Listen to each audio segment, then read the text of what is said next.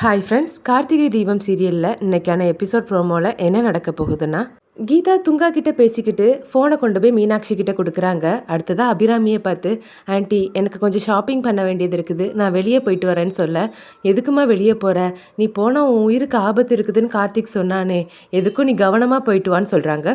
நான் போகிறதே அந்த துங்காவை பார்க்குறதுக்கு தானேன்னு கீதா அவங்களோட மனசில் நினச்சிட்டே சரி ஆன்ட்டின்னு சொல்லிட்டு அங்கேருந்து கிளம்புறாங்க. கீதா வீட்டு வாசலில் போய் நின்று ஃபீல் பண்ணுறாங்க. எனக்கு துங்கா கிட்ட போகிறது கூட வருத்தமாக இல்லை, ஆனால் இந்த மாதிரி பாசமான ஒரு குடும்பத்தை விட்டு பிரிஞ்சு போகிறத நினைக்கும் போது தான் எனக்கு வருத்தமா இருக்குதுன்னு நினைச்சுக்கிட்டே போறாங்க. கீதா போறத கவனிச்ச ஐஸ்வர்யா, இவ எங்க போறா, இவ ஒரு லெட்டர் வேற எழுதி வச்சிருந்தாளேன்னு சொல்லி அவங்க எழுதி வச்சிருந்த லெட்டர் எடுத்து படிக்கிறாங்க. ஐயையோ, இவ துங்காவை பார்க்கறதுக்காகவா போறா, இவ போயிட்டா தீபாவை கொல்ற பிளானை அந்த துங்கா கைவிட்டுருவானே, இப்ப என்ன செய்யறதுக்குன்னு சொல்லி யோசிக்கிறாங்க. அப்புறமா வீட்டுல இருக்கக்கூடிய எல்லாரையும் கூப்பிட்டு, கீதா ஒன்றும் ஷாப்பிங்காக போகல, அவ துங்கா கிட்ட தான் போயிருக்கான்னு சொல்லி அந்த லெட்டரை கொடுக்குறாங்க. அதை படிச்சு அபிராமியும் ஷாக் ஆகுறாங்க. அந்த பொண்ணு எதுக்காக இப்படி பண்ணுனா, நம்ம குடும்பத்துக்கு நல்லது நினச்சி அவள் இப்படி ஆபத்தில் போய் மாட்டிக்க போகிறாளேன்னு சொல்லி அபிராமி ஃபீல் பண்ண. ஏங்க, உங்களுக்கு தான் அந்த துங்காவை நல்லாவே தெரியுமே, அவர்கிட்ட நீங்கள் பேசி பார்க்க முடியாதான்னு மீனாட்சி ஆனந்துக்கிட்ட கேட்க, இல்லை மீனாட்சி, அந்த துங்காவை பற்றி உனக்கு தெரியாது, அந்த ஆள் சென்னைக்கு வந்திருக்கதே இந்த கீதாவை கொல்றதுக்காகத்தான். அந்த கீதா அவரோட தம்பியை கொண்டுட்டாலாம், அதுக்கு பழி வாங்குறதுக்காக தான் அவர் வந்திருக்காரு.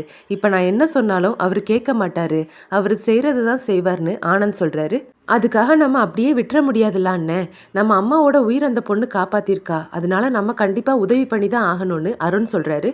ஆமாப்பா, என்ன ஆனாலும் சரி அந்த கீதாவை நம்ம காப்பாற்றியே ஆகணும்னு சொல்லி அருண் கிட்ட அபிராமி கார்த்திக்கு கால் பண்ண சொல்கிறாங்க. அப்போ அவரும் கால் பண்ணுறாரு. கார்த்திக்கும் அட்டன் பண்ணி பேச அபிராமி நடந்த விஷயம் எல்லாத்தையும் சொல்கிறாங்க. நான் ஏற்கனவே அவங்க கிட்ட சொல்லி தான் வச்சுருந்தேன், அதையும் மீறி அவங்க போயிருக்காங்க. சரிங்கம்மா, நீங்கள் எதையும் நினச்சி கவலைப்படாதீங்க, நான் பார்த்துக்கிறேன்னு சொல்லிட்டு கார்த்திக் சரவணனுக்கு கால் பண்ணுறாரு. சொல்லுங்க கார்த்திக்னு சரவணன் கேட்க, சார் அந்த துங்காவோட ஃபோன் நம்பர் உங்ககிட்ட இருக்க தானே செய்யுது, அதை ட்ரேஸ் பண்ணி அந்த ஆள் இப்போ எங்கே இருக்காருன்னு என்கிட்ட சொல்ல முடியும் கார்த்திக் கேட்க, சரி கார்த்திக் நான் சொல்லுறேன்னு சரவணன் சொல்லிட்டு போனை வைக்கிறாரு. அப்புறமா துங்கா இருக்கிற இடத்த காட்டுறாங்க.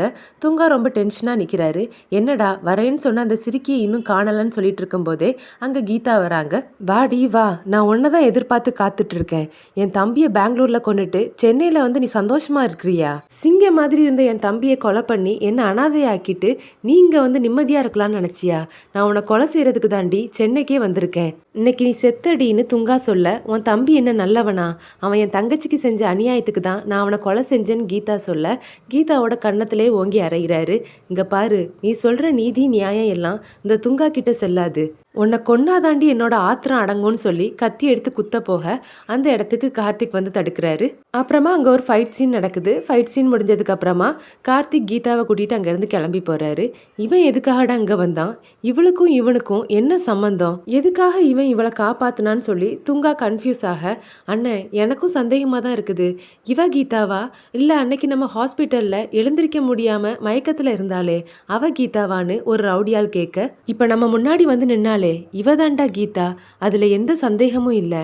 ஆனா அன்னைக்கு நம்ம ஹாஸ்பிட்டல்ல பார்த்தோமே அவ யாருங்கிறது தான் எனக்கு சந்தேகமா இருக்குதுன்னு சக்தி சொன்னதை பத்தி யோசிச்சு பாக்குறாரு. இவங்க கீதா இல்ல, இவங்க தீபான்னு சொன்னதை நினைச்சு பார்த்துட்டு, டேய் உடனே ஐஸ்வர்யாவுக்கு ஃபோன் பண்ணி என்னை வந்து பார்க்க சொல்லுடான்னு சொல்றாரு. கார்த்திக் வீட்டில் எல்லாருமே ரொம்ப டென்ஷனாக இருக்காங்க. கார்த்திக் போய் துங்காவை சந்திச்சானா கீதாவை காப்பாத்தினானான்னு சொல்லி பேசிட்டு இருக்க கார்த்திக் கீதாவோட வந்து இறங்குறாரு. ஏமா இப்படி ஒரு முடிவு எடுத்தேன்னு அபிராமி கீதா கிட்ட கேட்க, சாரி ஆண்டி, எனக்கு உங்கள் குடும்பத்தை பார்க்கும்போது உங்கள் சந்தோஷம் தான் எனக்கு முக்கியம்னு தெரிஞ்சுது, அதனால தான் அப்படி செஞ்சேன்னு கீதா சொல்கிறாங்க.